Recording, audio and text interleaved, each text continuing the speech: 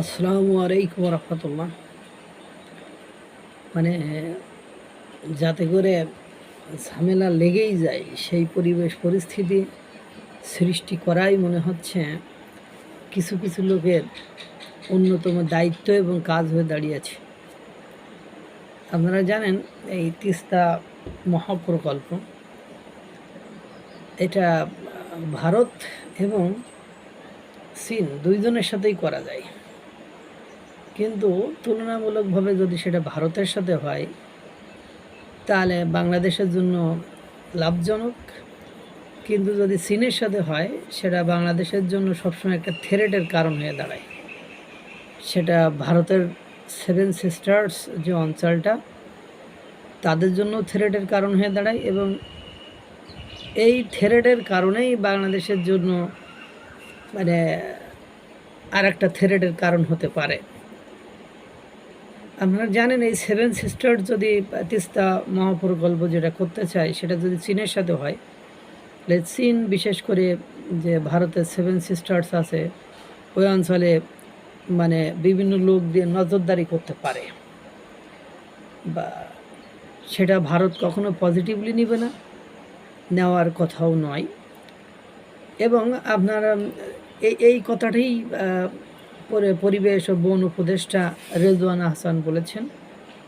তিনি গতকাল সাক্ষাৎকারে বলেছেন যে এনসিপি নির্বাচন কি বললো না বললো এতে কোনো যায় আসে না, নির্বাচন ফেব্রুয়ারিতেই হবে। সেই সময় তিনি এই কথাই বলেছেন যে আগামী বছর জানুয়ারিতে তিস্তা প্রকল্প শুরু হবে। এই যে আপনি ভারতকে অ্যাভয়েড করে মানে ভারতের সাথে মানে একটা সমঝোতা না করে, ভারতের সাথে এই বিষয়টা আলোচনা না করে আমরাও চাই যে তিস্তা প্রকল্প হোক, এটা হওয়াটাও স্বাভাবিক। কিন্তু ঘটনা হলো যে এই বিষয়টি যদি ওখানে হয়ে যায় তাহলে সে মানে ভারতের জন্য সেভেন সিস্টার্স অঞ্চলটি একটা থ্রেটের কারণ হয়। সেই থ্রেটের কারণে প্রতিবেশী রাষ্ট্র ভারত সহজে কিন্তু ছেড়ে দেবে বলে আমার স্পেসিফিকভাবে মনে হয় না। সেক্ষেত্রে তারা বিভিন্ন মানে স্টাইলে বিভিন্ন আঙ্গিকে এখন যেমন পুশিন হচ্ছে, মানে যেটাকে ভারত বলতে চাচ্ছে পুশব্যাক, ওই পুশব্যাক মানে তো হচ্ছে। পাশাপাশি আপনারা জানেন যে অপারেশন অ্যালার্ট জারি করেছিল, সেটা অব্যাহত আছে। এই ধরনের আরও কত কিছু হতে পারে। এবং আপনি আপনার প্রতিবেশী রাষ্ট্রের সাথে শত্রুতা করে খুব বেশি আগাইতে পারবেন বলে পৃথিবীর ইতিহাসে এরকম কোনো নজির আছে বলে আমার জানা নেই। আরও সেটা যদি শক্তিধর রাষ্ট্র হয় তাহলে তো প্রশ্নই ওঠে না। এই যে দেখেন বাংলাদেশে যত রকম কাঁচামাল আছে, টমেটো, পেঁয়াজ, আলু, আদা, তারপরে তেল, চাল, এইসব দ্রব্যাদি আসে কোথা থেকে? ভারত থেকে আসে। ভারত বাংলাদেশের সাথে বাণিজ্য করে। যে কোনো কারণে চাল আমদানি রপ্তানি ভারত থেকে বন্ধ, আর এই বন্ধ হওয়ার কারণে বাংলাদেশের চালের দাম যে সেই ভরা মৌসুমে, আর এবছর যে সিজনটা চলে গেল সেই সিজনে হিউজ ধান হয়েছে মানুষের, সেই ধানের কোনো ধরনের ক্ষতির সম্মুখীন হয়নি, কোনো ধরনের প্রবলেম তাদেরকে ফেস করতে হয়নি, হিউজ পরিমাণ বাম্পার ফলন হয়েছে। কিন্তু দুর্ভাগ্য হলো সত্য যে সেই ভারত থেকে চাল আমদানি বন্ধ করার পরে চালের দাম যে বেড়ে গিয়েছে তা গিয়েছে, সেটা কোনোভাবেই কমেনি। এই যে দেখেন ভারতের বাজারে হয়তো বা পেঁয়াজের দাম 20 টাকা, কিলো হলো 20 টাকা, সেই পেঁয়াজই বাংলাদেশে পেঁয়াজ হলো 90 টাকা বর্তমান সময়। ওই যে পেঁয়াজ আমদানি রপ্তানি ভারত বন্ধ করে দিয়েছে, যার কারণে এই পরিবেশ পরিস্থিতির সৃষ্টি হয়েছে। এখন আপনি মানে একটু বিবেচনা প্রসূত না হয়ে যদি খামখেয়ালিপনা করে কাজ করেন, প্রতিবেশী রাষ্ট্র ভারত তারাও কিন্তু কোনো অংশে কম নয়।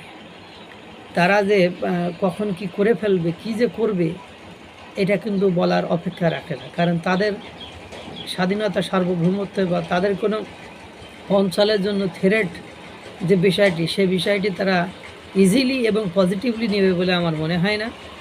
সুতরাং আমরা যে সবসময় একটা জল ঘোলা করার তালে ব্যস্ত, যেমন দেখেন আপনারা জানেন যে পহেলগাম মানে সমস্যার পরে ভারত যে পাকিস্তানের সাথে একটা সংঘর্ষে বা একটা লড়াই বা একটা যুদ্ধে এঙ্গেজ হলো, যুক্ত হলো, সেই সময় কিন্তু চীন আপনার পাকিস্তানের পাশে ছিল, আমেরিকা পাকিস্তানের পাশে ছিল, বাংলাদেশ নীরব ছিল। কিন্তু দুর্ভাগ্য হলো সত্য যে আমেরিকা যেদিকে, বাংলাদেশও সেদিকে থাকবে, এটাই স্বাভাবিক, এখানে অস্বাভাবিক কোনো কিছু নেই। তো এখন ঘটনা হয়েছে সেই চীনের সাথে আপনি যখন তিস্তা প্রকল্প করবেন এবং বাংলাদেশের সাথে মানে ভারতের একটা খুব ভালো সম্পর্ক ছিল বিগত সরকারের আমলে, এটা বলার অপেক্ষা রাখে না। এই সম্পর্কটাকে আপনি শেষ করে দিয়ে যখন অন্য কোনো দেশ, ভারত যারা যারা চিরপ্রতিদ্বন্দ্বী, তাদের সাথে রিলেশন মানে বিল্ড আপ করবেন, তখন ভারত যে কোনো সময় মানে হিতে বিপরীত কোনো কিছু করে দিতে পারে। এই জন্য আমার মনে হয় যে একটু দূরদর্শী হয়ে একটু বিচার বুদ্ধি করেই কাজ করা উচিত, নইলে তিস্তা প্রকল্প করে দেখা যায় আমাদের জন্য বিপদ মানে চলে আসতে পারে। আশা করি বিষয়টা মাথায় রাখবেন। আল্লাহ তাআলা সকলকে ভালো রাখুক, সুস্থ রাখুক। আসসালামু আলাইকুম ওয়া রাহমাতুল্লাহ।